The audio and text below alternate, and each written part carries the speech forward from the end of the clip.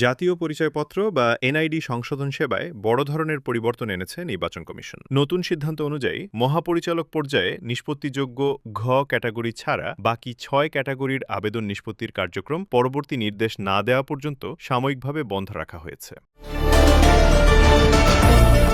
নির্বাচন কমিশনের জারি করা অফিস আদেশে বলা হয়েছে ক ১ ক, খ ১ খ, গ ১ এবং গ ক্যাটাগরির আবেদন নিষ্পত্তির দায়িত্ব মাঠ পর্যায়ের কর্মকর্তাদের মধ্যে পুনর্বণ্টন করা হয়েছে। নতুন নির্দেশনা অনুযায়ী সহকারী উপজেলা নির্বাচন কর্মকর্তা থেকে শুরু করে আঞ্চলিক নির্বাচন কর্মকর্তারা নিজ নিজ ক্যাটাগরির আবেদন নিষ্পত্তি করবেন।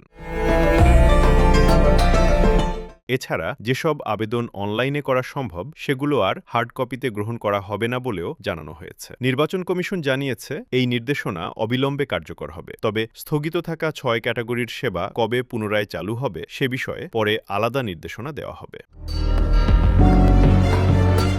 Desk report, press desk BD.